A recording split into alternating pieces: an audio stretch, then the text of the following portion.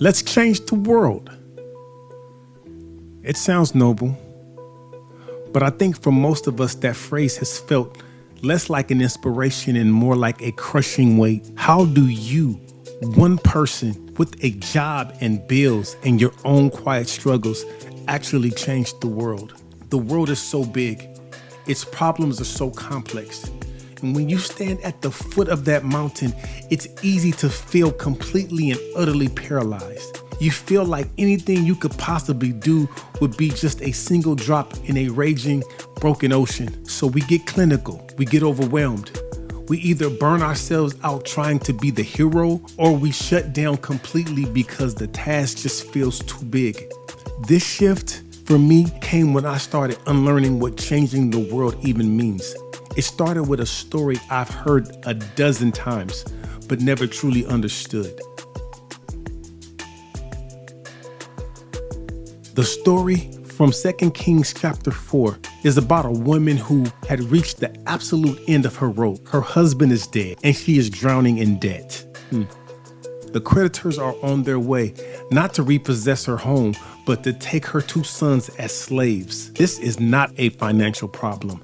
It's a crisis of existence. So in her desperation, she cries out to the prophet Elijah for help, and his response is baffling. He doesn't offer a handout. He doesn't launch a fundraiser. He doesn't even offer a word of comfort. He asked her a simple, devastating question.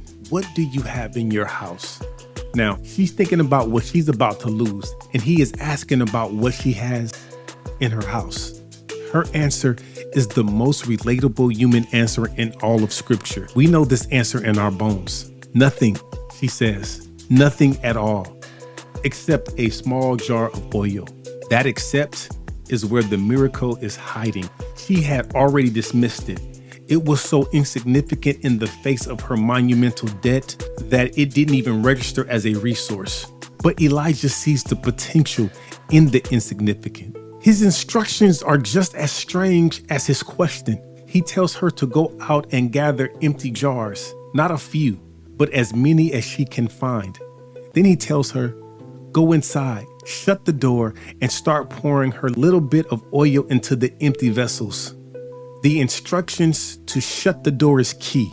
This was not a public spectacle. It was a private act of faith, away from the judging eyes of the world. And so she pours, and the oil doesn't run out. It fills every single jar she gathered. The miracle didn't come from an outside source. It came from multiplying what she already had, what she had already dismissed as nothing. This isn't a one-off story. This pattern is woven into the very fabric of the divine narrative. It's God's strange upside-down mathematics. It shows up again and again. Think about the feeding of the 5,000. A massive crowd is hungry and the disciples are in crisis mode. They're overwhelmed. They do a quick resource assessment and come to the same conclusion as the widow. We don't have enough. This is a remote place and it's already getting late. Send these people home. But Jesus asked them the exact same question Elijah asked the widow, just phrased differently. What do you have? Their answer is almost identical in its scarcity mindset. We have here only 5 loaves of bread and 2 fish. It's practically nothing. It's embarrassing. It's a rounding error in the face of such massive need. But Jesus didn't see it that way. He starts with their insignificant offering and multiplies it into abundance. This is the catalyst of the kingdom. It's not about what you lack. It is about what you are willing to offer. It's the principle Jesus taught in the parable of the mustard seed. The idea that the entire kingdom of God starts from something so small, it's almost invisible, yet grows into something that provides shelter and a home for others. It's the logic that allows a shepherd boy with a sling and a few stones to change the course of a nation. This consistent question from heaven is not, what do you wish to have? It is, what is in your hand? What is in your house? We often treat our lives like an invoice, a list of what we're missing, what we're owed, and what we don't have. God asks for an inventory, an honest account of what's already there. Your task this week is to stop looking at the invoice and take a real inventory. Grab a pen and write down your oil. Don't judge it, just list it. A reliable car, a decent soup recipe, an hour on Saturday mornings, the ability to listen without interrupting, your Netflix password for a friend who can't afford it. Write it all down. This is not a list of your inadequacies. It is the starting point of your miracle. These are your core unlearnings. Your limits are a feature, not a bug. You were intentionally created with finite energy, time, and resources to focus on the specific people and problems you were meant to engage with. Proximity is power. Stop trying to help the poor from a distance. Get close enough to know someone's name, hear their story, and understand their actual need. That's where real change begins. Start with what's in your house. Don't wait for a bigger budget or a better title. What do you have right now? Your voice, your time, your kitchen, that is your jar of oil. Consistency over intensity. The world is not changed by one-off grand gestures. It's changed by small, faithful, consistent acts of love that ripple out in ways you will never see. Change a world, not the world. See, the pressure is off. You don't have to be a global hero. What if the goal was just to change the world for one person? That is a mountain you can absolutely climb. Now let's sit down with the hard questions. But the problems are so big. How can my small actions possibly matter? Don't they just feel pointless?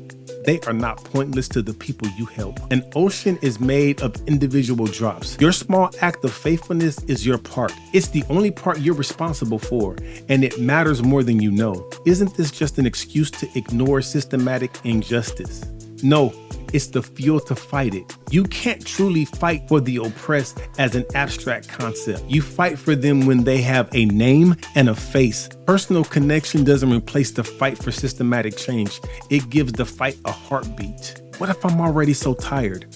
How can I give anything when I have nothing left in my own tank? Then it's not about giving more. It's about giving differently.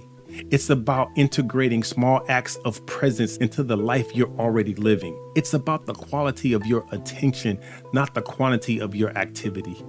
What if I try to help and I mess it up? You will. Welcome to the club. The goal isn't perfect execution, it's humble presence. The win isn't fixing someone, it's showing up for them. It's better to try and fail with the humble heart than to never try at all. What if I honestly don't feel like I have anything to offer? What if I look in my house and there really is no oil? Yes, you do. Your oil is your attention. It's the ability to put your phone down and truly listen. In our distracted world, your undivided presence might be the most valuable and miraculous thing you have to offer. We need to let go of the crushing pressure to be a hero. The world does not need another savior. What it needs is you, fully present in your own small corner of the world. It needs you to see the immense value in your ordinary life, to recognize the sacred potential in your listening ear, your quiet encouragement, your simple act of showing up. Your great work is not a global campaign. It is the faithful, consistent, often unseen labor of loving the person in front of you. This is not a lesser calling. It's the only calling that has ever truly changed anything. So take the pressure off. Embrace your limits. Look at what's in your house, in your hands. Believe that that is enough, because in the hands of a God who multiplies, it is everything.